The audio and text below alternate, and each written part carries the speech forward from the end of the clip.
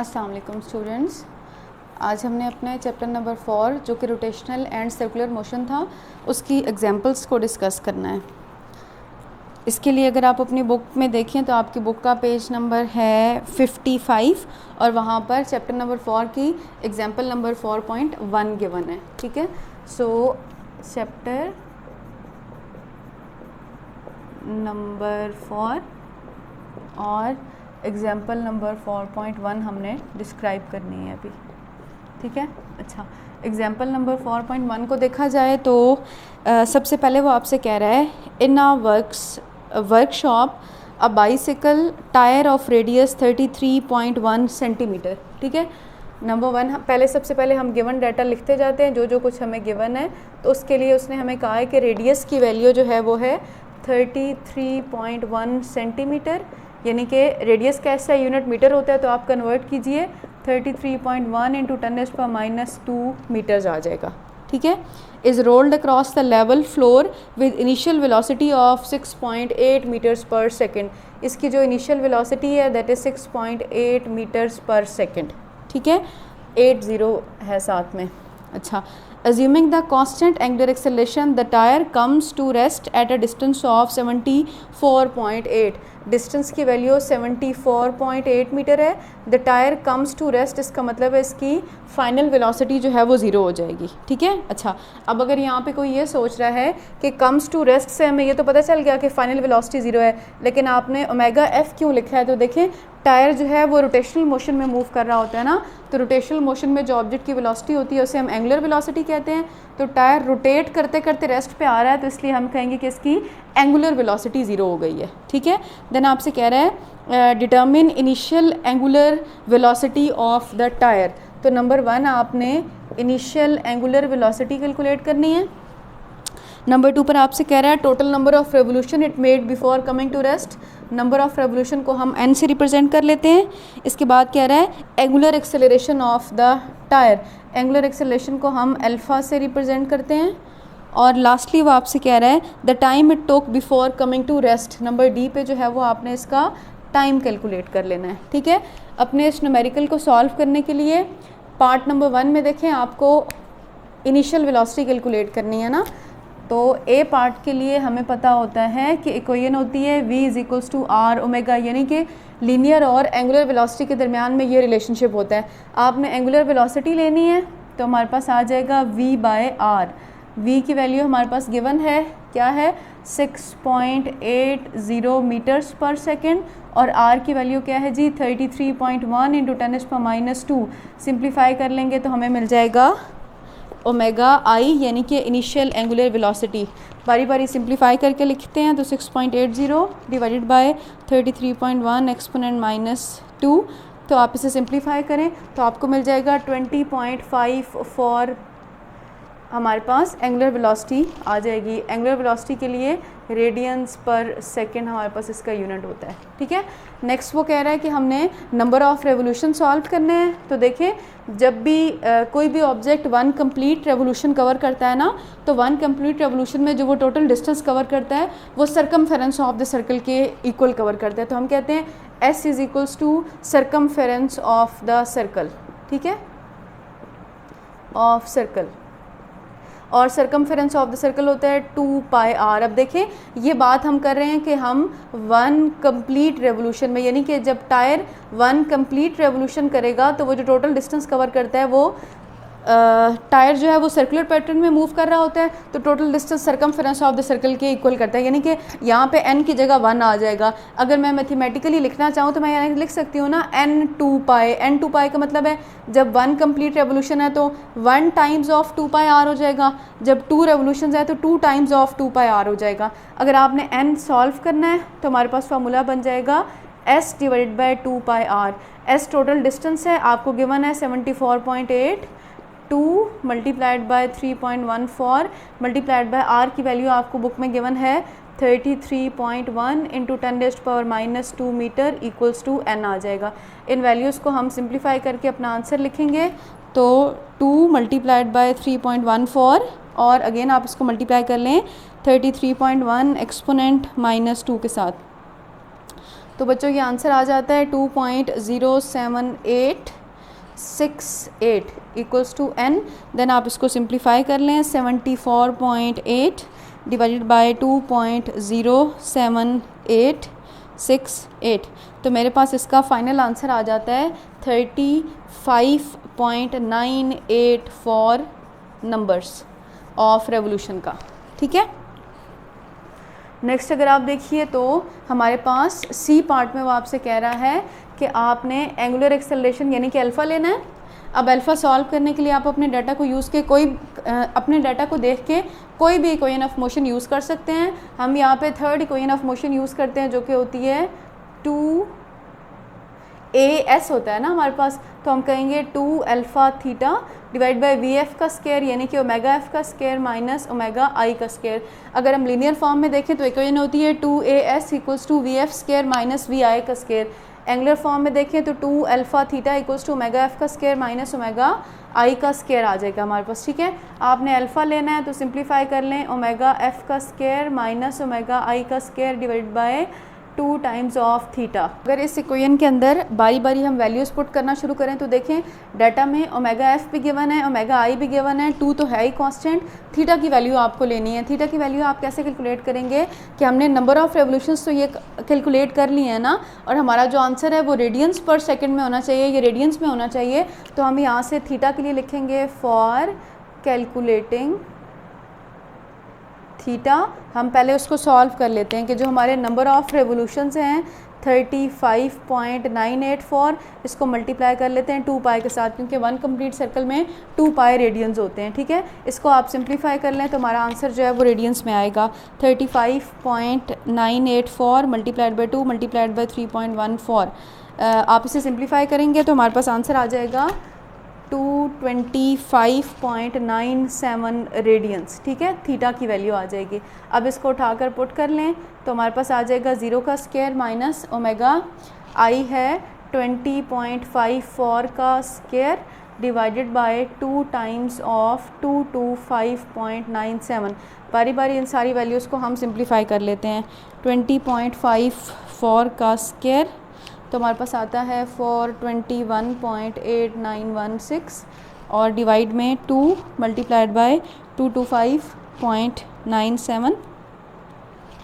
Simplify कर लें तो 451.94 आ जाएगा। आप इन दोनों वैल्यूज़ को आपस में डिवाइड कर लें।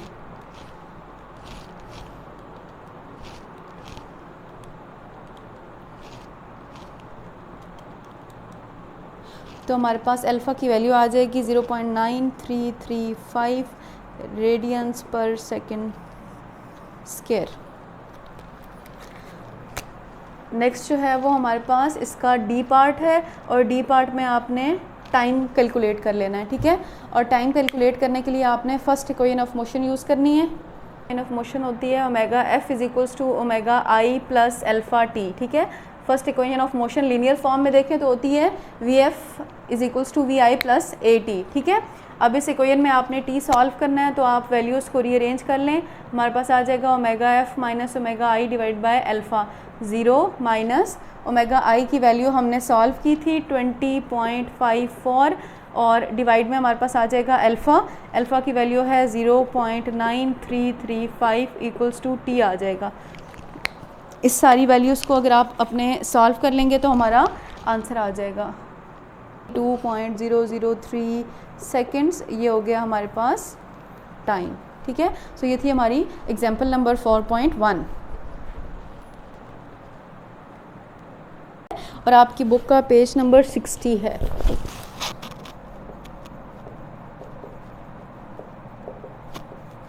अच्छा, अब इसमें देखें डाटा को रीड करें तो हमें कह रहा है कि the centripetal force on a car of mass 856 kilogram, यानी कि मैस की वैल्यू जो है वो आपको 856 kg गिवन है। Moves along a curve is 7250 newton. आपको सेंट्रीपिटल फोर्स की वैल्यू 7250 न्यूटन गिवन है। आपसे कह रहा है if it speed is 12 metre per second, v की वैल्यू जो है वो आपको 12 मीटर पर सेकेंड गिवन है। आपसे कह रहा है what is the radius of the curve, आपने जो है वो कर्व का रेडियस कैलकुलेट कर लेना है। ठीक है, तो हमारे पास सेंट्रीपिटल फोर्स के लिए जो फार्मूला होता है वो minus M V square by R हो जाता है, ठीक है। अब आप इसको सिंप्लीफाई कर लें, F C multiplied by R equals to M V square आ जाएगा। रेडियस की वैल्यू में M V square by F C आ जाएगा, ठीक है।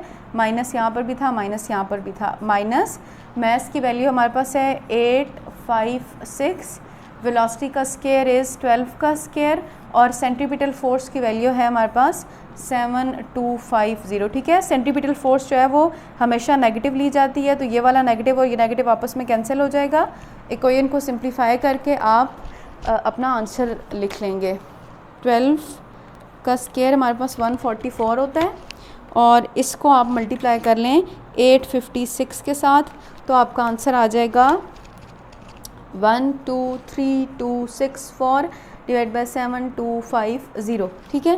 देन हम इसको सॉल्व कर लेते हैं। 64 डिवाइड बाय 7250, ठीक है। सिंप्लीफाई करें तो हमारे पास आंसर आता है रेडियस का 17.001 मीटर्स, ठीक है जी। नेक्स्ट हमारे पास एग्जाम्पल नंबर 4.3 हो जाएगी।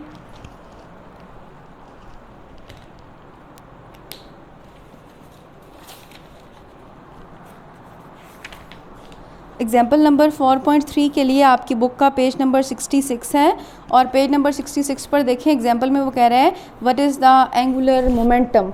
आपने एंगुलर मोमेंटम सॉल्व करना है of a 3.6 kg uniform cylinder. Math जो है वो आपको 3.6 किलोग्राम गिवन है। Grinding wheel of radius 31 centimetre, radius की वैल्यू आपको 31 सेंटीमीटर में गिवन है, तो आप इसे 10⁻² मीटर्स में लिख लेंगे, बिकॉज ऐसा यूनिट मीटर होता है हमारे पास। व्हेन रोटेटिंग एट 1150 आरपीएम का मतलब होता है रेवोल्यूशंस पर मिनट, तो ये आपको वेलोसिटी जो है वो 1150 रेवोल्यूशंस पर मिनट में गिवन है। हमें पता है कि जो ऐसा यूनिट होता है वो रेडियंस पर सेकंड होता है, तो हम इसे यहीं पे कन्वर्ट कर लेते हैं। मल्टीप्लाई करेंगे 2 पाई के साथ, डिवाइड करेंगे 60 के साथ, तो इसको सिंप्लीफाई करके हम यहाँ आंसर लिख लेते हैं।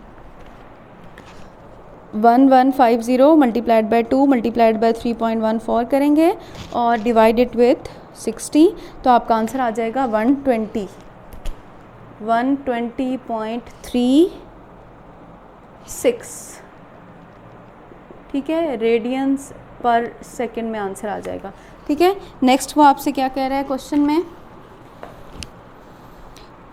How much torque is required to stop it. आपसे कह रहा है कि आपने टॉर्क जो है वो कैलकुलेट करना है कि कितना चाहिए इसको स्टॉप करने के लिए, ठीक है। तो हमारे पास जो एंगुलर मोमेंटम है उसके लिए ए पार्ट के लिए L is equals to I omega formula होता है। इस केस में moment of inertia 1/2 mr² omega हो जाएगा, बिकॉज आपको वो सिलेंड्रिकल ग्रिड कह रहा है ना, तो उसके लिए मोमेंट ऑफ इनर्शिया 1/2 mr² होता है। पुटिंग ऑल दीज वैल्यूज़, तो मैस की वैल्यू कितनी है जी 3.6 multiplied by radius is 31 into 10⁻² का स्क्वायर मल्टीप्लाइड बाय ओमेगा हमारे पास है 120.36, ठीक है। 1 बाय 1 इसको हम सिंप्लीफाई कर लेते हैं, तो हमारे पास आ जाएगा 31 एक्सपोनेंट -2 का स्क्वायर पहले ले लेते हैं, तो मेरे पास आ जाएगा 3.6 मल्टीप्लाइड बाय इसका स्क्वायर आ गया है 0.0961 मल्टीप्लाइड बाय 120.36। अब इन सारी वैल्यूज़ को आपस में मल्टीप्लाई करते हैं, तो चेक करते हैं आंसर क्या आता है। Multiplied by 3.6 multiplying it with 0.0961 again multiplying it with 120.36, ठीक है। सॉल्व कर लें तो हमारे पास आंसर आ जाता है 20.819। ये हमारे पास आ गया एंगुलर मोमेंटम, ठीक है। नेक्स्ट पार्ट में बी पार्ट में वो हमसे कह रहा था टॉर्क, तो टॉर्क का एंगुलर मोमेंटम के दरमियान में रिलेशनशिप जो है वो delta L divide by delta T था, यानी कि टॉर्क के लिए आप कर दोगे angular momentum final minus initial divide by delta T आ जाएगा, ठीक है। आपके पास एंगुलर मोमेंटम की वैल्यू फाइनल की भी गिवन है, इनिशियल की भी गिवन है और टाइम भी गिवन है। एंगुलर मोमेंटम फाइनल अगर हम करें तो वो आ जाएगा 0 माइनस इनिशियल एंगुलर मोमेंटम की बात करें तो वो आपने सॉल्व किया 20.819 और बुक में आपको टाइम भी गिवन था। टाइम कितना है बिल्कुल जो बी पार्ट है ना उसमें लिखा हुआ है how much torque is required to stop it in 7.8 second. Data में हमने टाइम लिखना मिस कर दिया ना, 7.8 सेकेंड्स, ठीक है। तो डिवाइड कर लीजिए 7.8 के साथ, तो आपको टॉर्क मिल जाएगा। हमारे पास आ जाएगा 819 डिवाइडेड बाय 7.8, ठीक है। सिंप्लीफाई कर लें तो आपको टॉर्क की वैल्यू मिल गई 2.669 न्यूटन मीटर में आ जाएगा। नेक्स्ट अगर आप देखें तो आपको एग्जांपल नंबर 4.4 गिवन है, और एग्जांपल नंबर 4.4 के लिए आपकी बुक का पेज नंबर 69 है।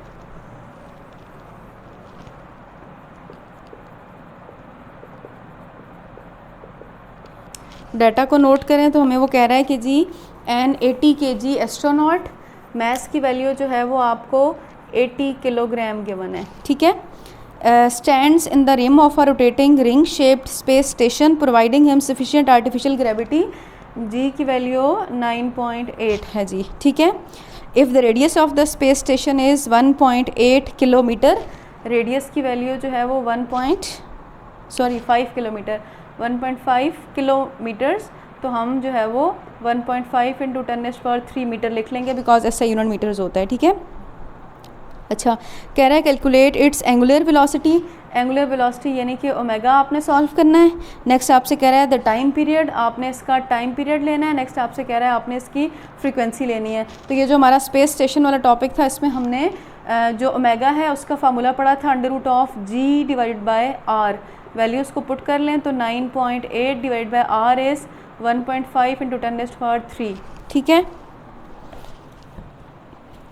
वैल्यूज़ लेंगे और इनको सिंप्लीफाई कर लेंगे। 9.8 डिवाइडेड बाय 1.5 एक्सपोनेंट 3 सिंप्लीफाई करें तो हमारे पास 6.53 √-3 आता है। इसी का मैंने स्केयर ले लिया, तो मेरे पास ओमेगा की वैल्यू जो है वो आती है 0.08082, ठीक है। देन आपने टाइम पीरियड लेना है, t is equals to 2 pi √r/g होता है, ठीक है। 2 इंटू 3.14 और √r में हमारे पास आ जाएगा 1.5 इंटू 10⁻³ और g में आ जाएगा 9.8। बारी बारी इस सब को हम सिंप्लीफाई करेंगे। 1.5 एक्सपोनेंट 3 डिवाइडेड बाय 9.8 कर लें, इस वैल्यू का ही अंडर रूट ले लेंगे तो हमारे पास आंसर आता है 12.371। इसको सिंप्लीफाई कर लें, 6.28 मल्टीप्लाइड बाय 12.371, ठीक है। हमारे पास आंसर आ जाता है टाइम का 77.68 सेकेंड्स, ठीक है। अब आपने फ्रीक्वेंसी लेनी है, फ्रीक्वेंसी 1/टाइम होता है, तो जो टाइम का आंसर है उसको आप 1 से डिवाइड कर लें तो आपके पास फ्रीक्वेंसी आ जाएगी और उसको आप यहाँ पर मेंशन कर लेंगे। सो ये थी हमारी चैप्टर नंबर 4 की एग्जांपल्स। अगर आपको इन तमाम एग्जांपल्स में से कोई क्वेश्चन या क्यूरी हो, कुछ आपको समझ ना आए, तो आप कमेंट सेक्शन में पूछ सकते हैं।